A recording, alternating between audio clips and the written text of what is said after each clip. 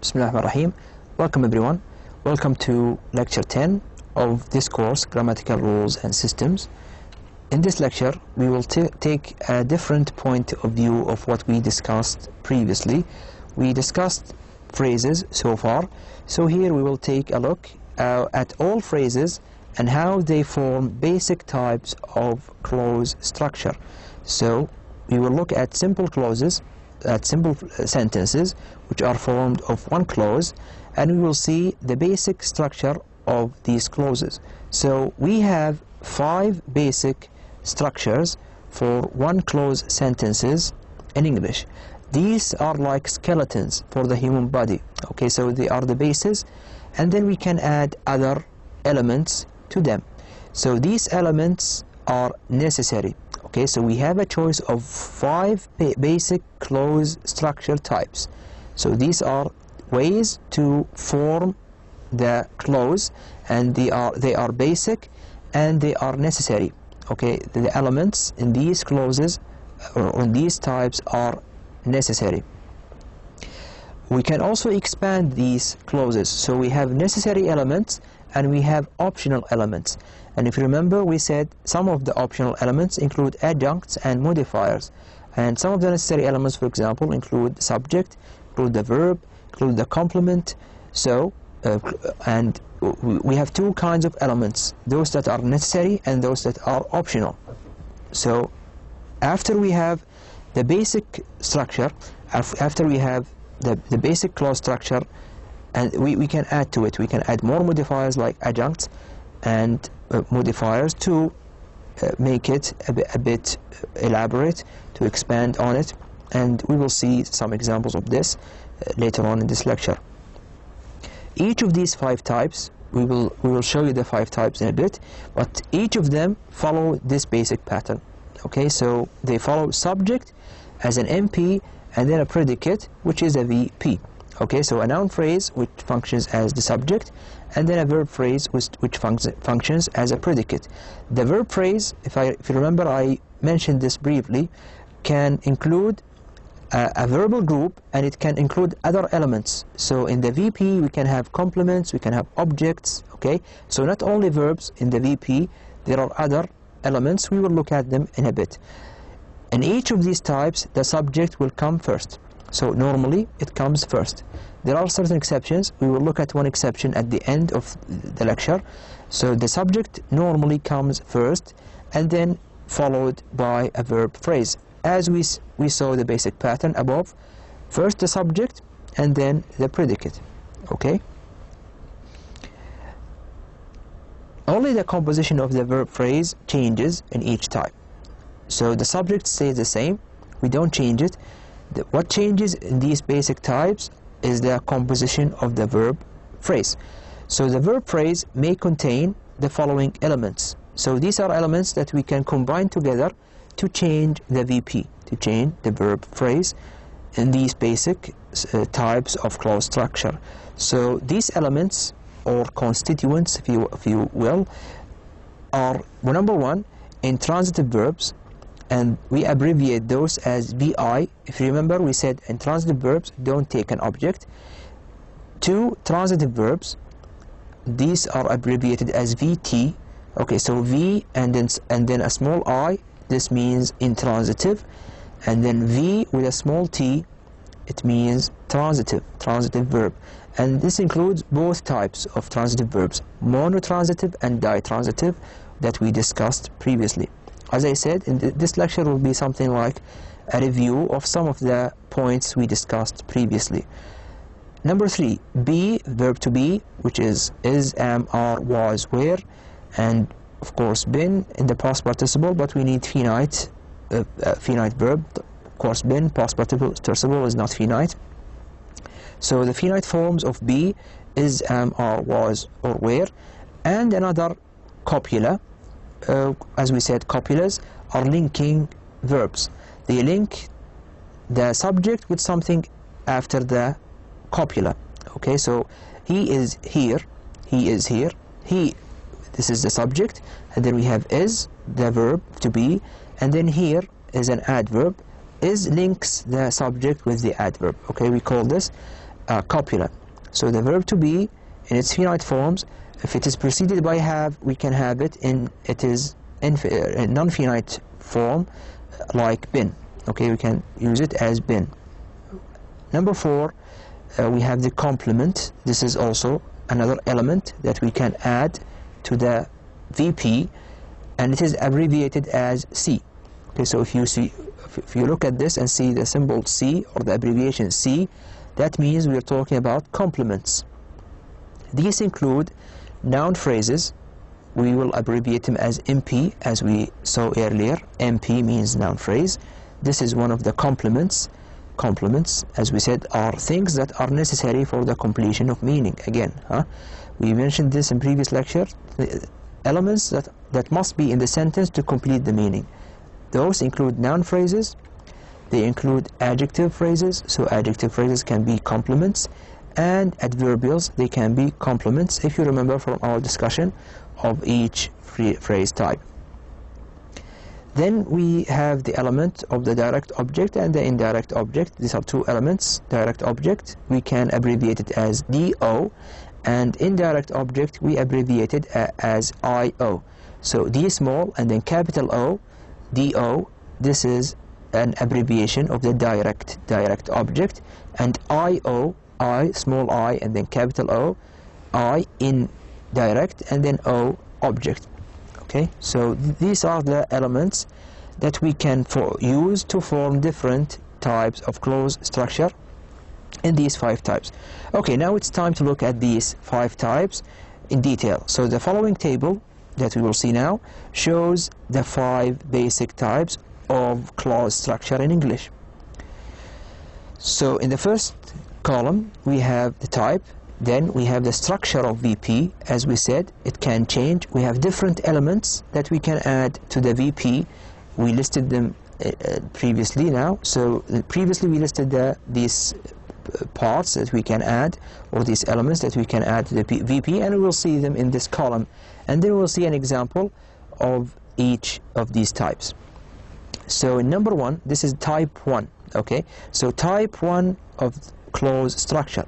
This is the first basic type. It is VI, as we said, intransitive verb, and it either takes nothing, so just the subject, then VI, the intransitive verb, and then nothing.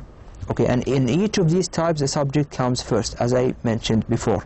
Okay, so in this example, in A, we waited, we have the subject, and then we have an intransitive verb.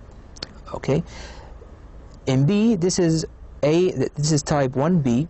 Okay, so type 1, we also have the intransitive verb that comes with a complement, and in this case a complement is an adverb. Okay, so an adverb can come with the intransitive verb, as in the example in B, we sat down. We is the subject. We need a subject, of course, in these clauses, and then sat is an intransitive verb, and then down is an adverbial. It can function here, depending on your view, as a complement. Okay, we can say it is a complement. Number 2, type 2 here is verb to be plus a complement. The complement can be an MP, a noun phrase. It can be an adjective phrase, which we abbreviate as ADJ, and it can be an adverbial, which we can abbreviate as ADV. So MP, ADJ, or ADV. So these are all complements that can come with the verb to be and before it the subject. As we said, these function as the complements of subject plus verb to be. For example, here we have the verb to be with an MP complement. He was my friend. My friend is a noun phrase, and it is the complement of the subject, he, and the verb to be was. Then we have in B, he was intelligent. Here we have an adjective, intelligent. It is the complement of the subject, he, and the verb to be was. Then we have an adverbial. So here, in my class, this is a prepositional phrase, and it is an adverbial, as we mentioned previously. So he was in my class. He is the subject, was is the verb to be, and in my class is the adverbial that functions as the complement of the subject plus verb to be. So these are the first two types. Then intransitive verbs, they can come alone, or they can come with an adverbial complement, or the verb to be plus a complement. And the complement can be a noun phrase, an adjective phrase, or an adverbial. The third basic type is the transitive verb plus a direct object. So transitive verb plus a direct object, they can come alone in the sentence, or they can be followed by an adverbial, and in this case the adverbial will be a complement. So in A, I made a mistake, I made a mistake. Made is a transitive verb, and then it is followed by the direct object, a mistake, okay, and there is nothing after it. So this is an example of A. B, I put the key in the lock.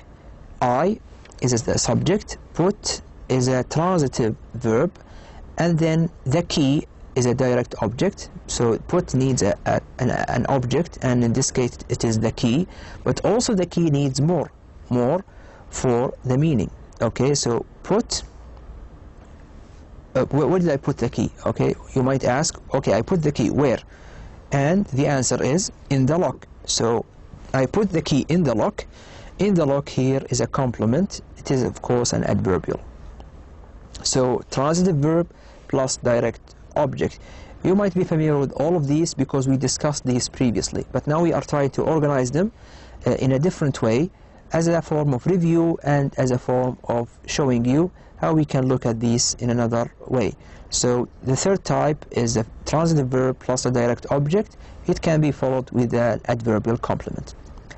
In number 4, the basic type 4, we have the transitive verb, we have the indirect object, and then we have the direct object.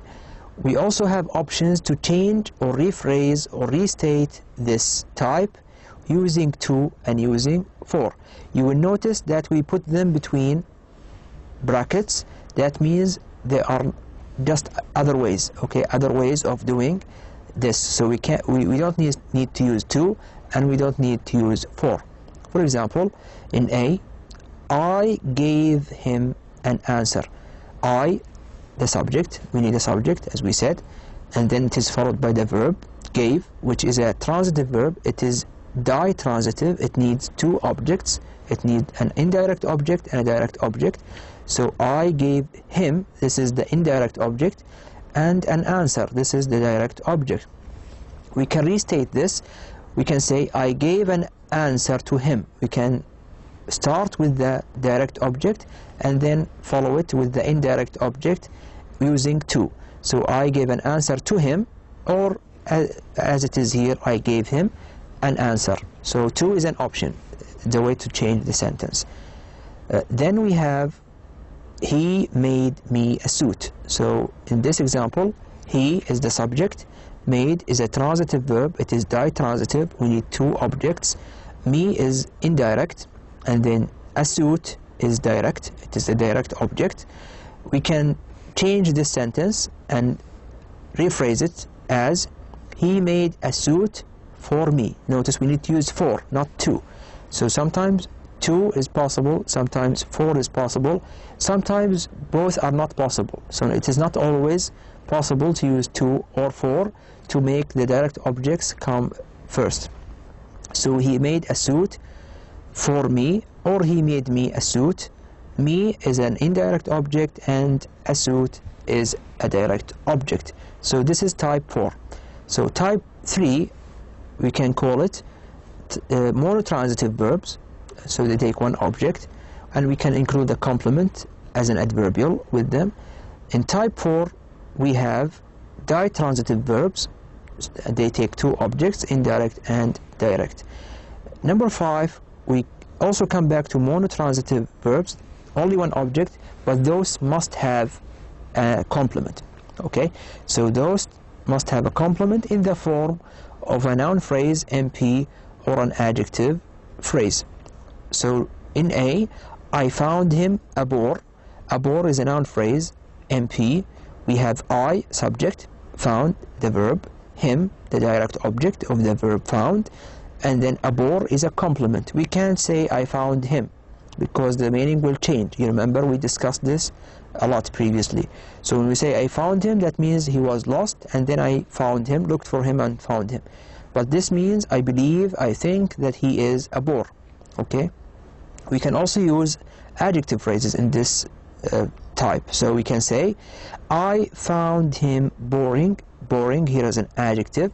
We have the subject I, we have the verb found. Him is the direct object. It needs a complement, and we use the adjective as a complement in this case. Okay? So these are the basic types of clause structure, 5 types. And as we mentioned at the beginning of the lecture, each of those can be expanded with other elements. So we can use adjuncts to expand them. We can use modifiers. For example, we can expand the first sentence in type 1. We said type 1 is an intransitive verb, and we can use it alone. We can say we waited, so subject and then intransitive verb, nothing after it. We can expand this with an adjunct. Okay, so this is optional. We can say we waited in the car. So in the car here, this is type 1 plus adjunct. We can remove in the car, it is not necessary, but this is a way to make the sentence more, to give us more information, to expand the sentence with extra or optional elements. Simple sentences have only one clause, as we said before. Okay, so they can be expanded even more by combining them with other clauses. So we can form compound and complex sentences by combining clauses together. Of course, the basic types that we discuss here are concerned with simple sentences. Okay, so simple sentences, these are the 5 types. If you want to add other elements to them, if you want to add other clauses, they will change, of course. You will need to have more elements. So these 5 basic types are for one clause simple sentences. As we said, we can add optional elements like adjuncts and modifiers, and we even can add more clauses to simple clauses or simple sentences with one clause to make compound and complex sentences. This will be the focus of discussion in lecture 11, 12, and 13. But be careful, do not confuse the 5 types of basic clause structure that we discussed today with the 5 types of complex verbal groups that we discussed in lecture 5. So, in the 5 types of complex verbal groups, for example, we said type 1 was the modal plus the infinitive. Okay? Don't confuse it with the basic clause structure types, because we can use complex verbal groups in the basic clause structure types. I will explain. Okay? Let's go back to this. So in this case, we went back to our table. In the first type of clause structure, or basic types of clause structure, we said type 1 is the verb and it is intransitive. It doesn't take any object. And we gave the example, we waited. Okay, so waited is the verb here, and we can change it. We can use either a simple verb, one-word verb like waited, or we can use a complex verbal group. And in this case, we go back to the 5 types. Okay, so instead of saying we waited, we can say we can wait. Okay, so we can wait. Here we have type 1 of the complex verbal group, type 1, and then we also have type 1 of clause structure. Okay, so we can combine these two. The verb can change. It can either be simple or it can be complex. If you want it to be complex, we can use the 5 types of verbal groups in the 5 types of clause structure here. I hope this is clear. So in this case, the verb intransitive, we can say we can wait. Okay, or we can sit down if we want. Or I made a mistake. The transitive verb can be I can make a mistake.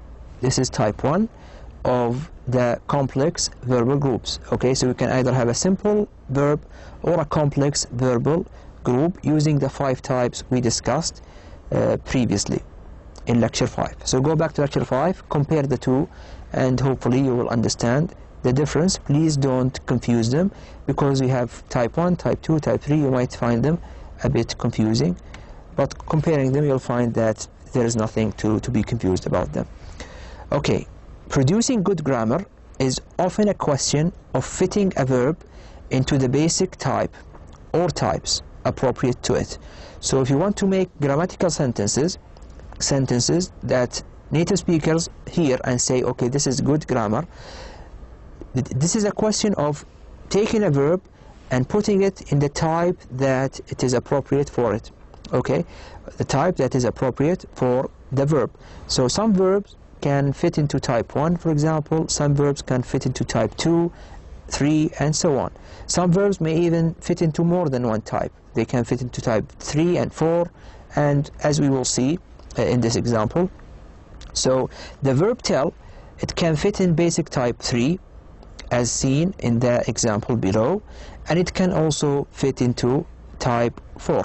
So the verb tell can take one object. It can be monotransitive, so in this case it is type 3. So we have the subject, we have the verb, and then the direct object. So this is type 3. And it can also be ditransitive. So he told the truth and he told me the truth. Okay, so he told the truth and he told me the truth.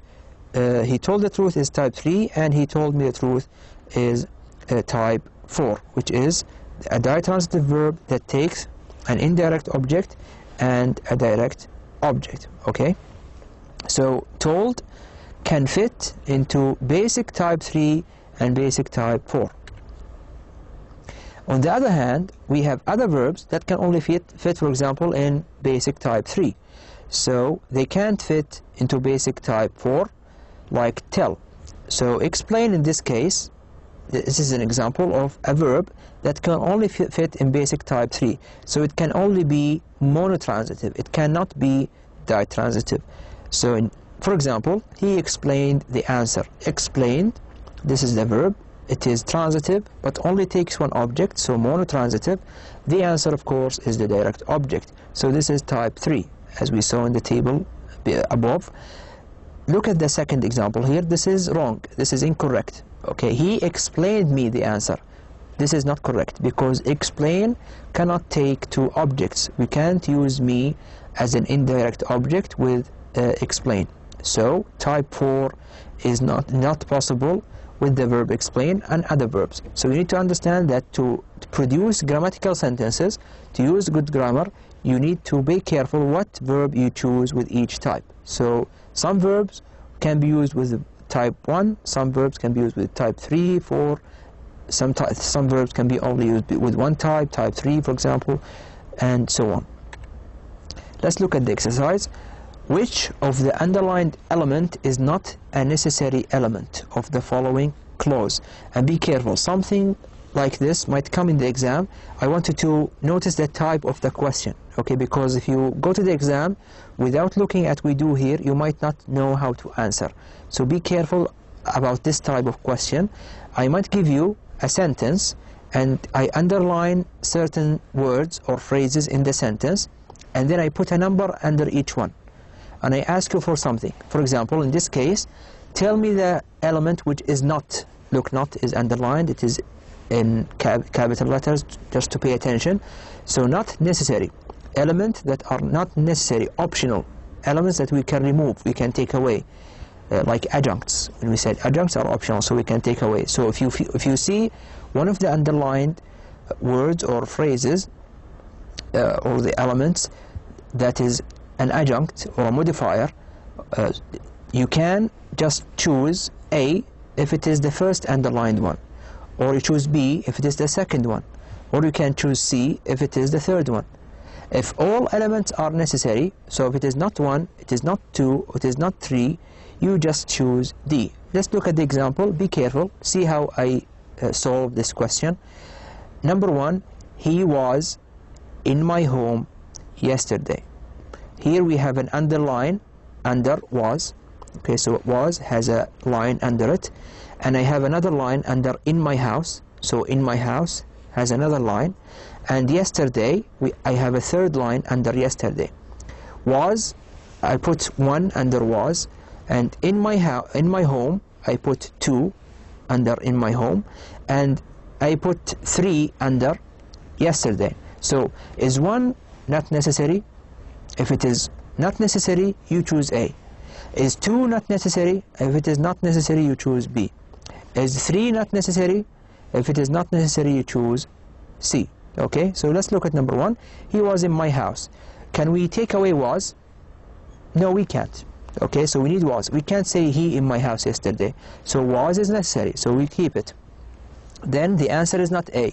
So number 1 is necessary, we can't take it away. So A is not the answer here. In my house, can we say he was yesterday? No, in my house is necessary. Okay, it is a complement here, and it must be used for the completion of meaning.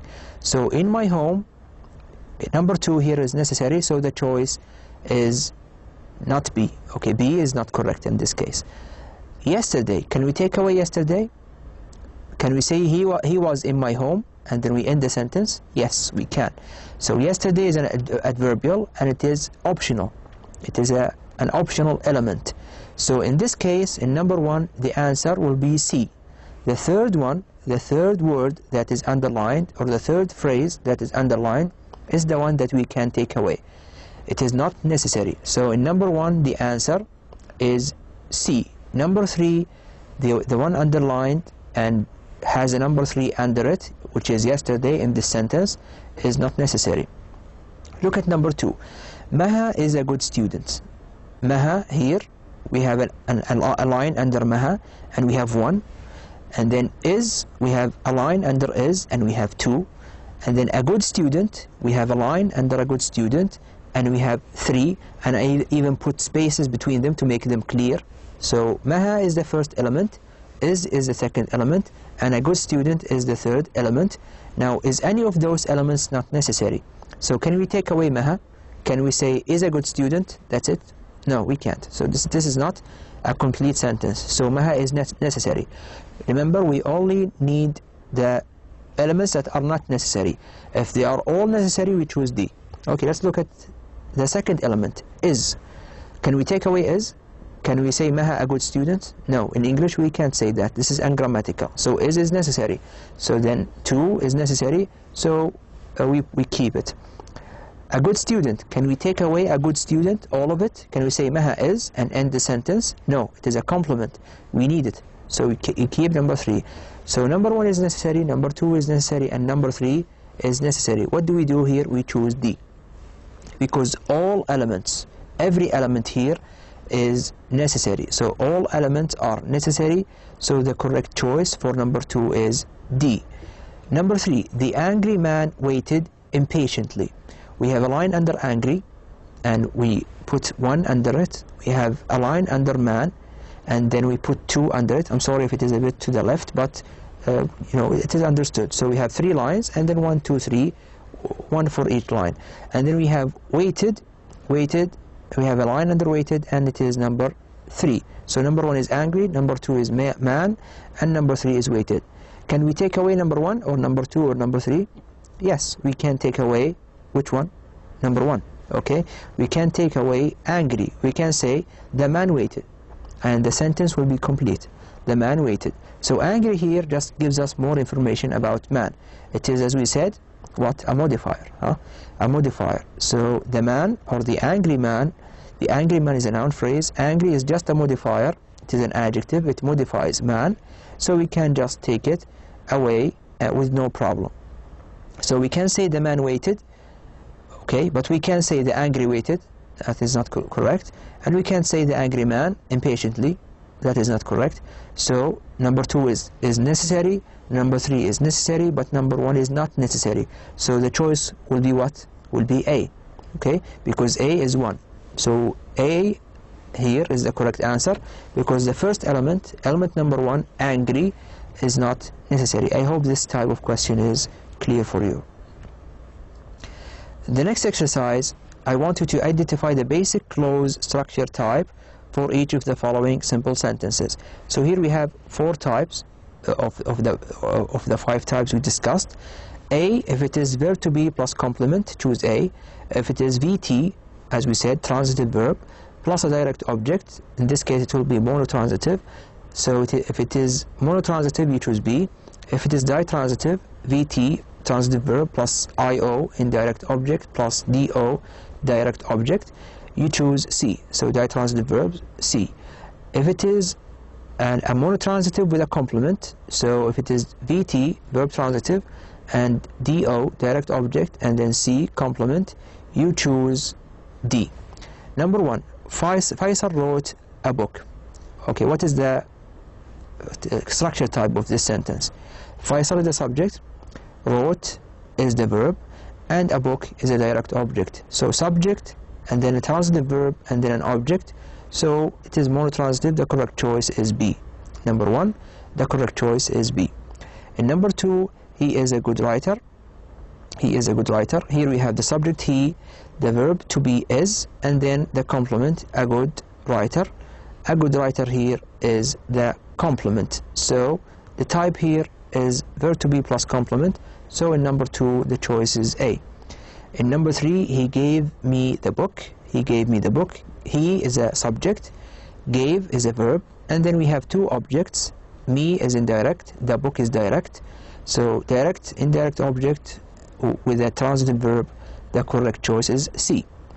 Number 4, I found the book interesting. Here we have a subject, we have a verb, found, we have 1 object, the book, and then we have a complement to the object, interesting. Okay, so I found the book to be interesting. I found the book interesting. The correct choice for number 4 is D. In number 5, the book is in my library. So the book is in my library. We have the subject, the book, and then we have the verb to be is, and then we have in my library, in my library. This is a complement. Okay, so the correct choice is D. Of course, we didn't differentiate whether it is an adverbial or not, if it is type 2 or type 3, so it is not a problem here. So the book is in my library. Just choose according to what you see here. So here you see the verb to be, no, I'm sorry, in this case it is verb to be plus subject, yeah. So the book is a subject, is the verb to be, and in my library is the complement of the subject plus the verb to be. Okay, so yes, this is the answer here. In number 5, the correct choice is A. So there is no problem in this case. We have the subject, the book, the verb to be, and then in my library, which is the complement of the subject plus B. In this case, we can't say the book is and end the sentence. We need a complement. So in number 5, the correct choice is A. Okay, we have some variations of basic clause structure types. These variations are just different ways to state or say these types. So we have type 1, which is there plus an introductory, which there used as an introductory subject. So there can be used in the following example to delay the actual subject. So the actual subject can come after, and there can come before in its place. So in type 1, this is a variation of type 1, we have this sentence, 3 exceptions exist. So here we have a subject and we have an intransitive verb, so this is type 1. We can change this. Variation means something different way to say something. So the variation here, we can say there, which is an introductory subject, introductory from introduction, it comes at the beginning. And then we have the verb to be are, and then we have 3 exceptions, which is here in this case the subject but delayed, we put it after. So there are 3 exceptions. Okay, so this is a variation of type 1 using introductory there. So there is called introductory. Okay, it comes before in the place of the actual subject. The subject comes after the verb here, and this is a variation of type 1. The pattern here is there plus verb to be plus the actual subject. We have another variation using there as well as an introductory subject, and this is a variation of type 2. So some books are on the shelf, some books subject are verb to be, and then we have the complement on the shelf. This is type 2, as you remember. We can use there in this case as a variation, so we can say there are some books on the shelf. We took the subject, we put it after the verb, and we put there in its place. We call this introductory there. There are also other names for it. Okay, so but introductory there, this is for the purpose of this course. We call it introductory because it comes first. We say there are some books on the shelf. Okay, so there comes at the beginning, and then the verb to be are, and then the subject, some books, comes after the verb to be, and then we continue the sentence. There are some books on the shelf. So this is a variation. This is a different way to use type 2, using introductory there.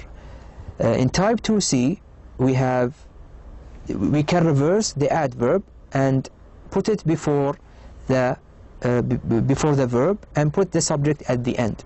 Okay, so in type 2 we have the verb to be plus the complement. The complement can be an adverb, as we saw in type 2C, a complement as an adverbial. The adverb here and there, only in those two cases.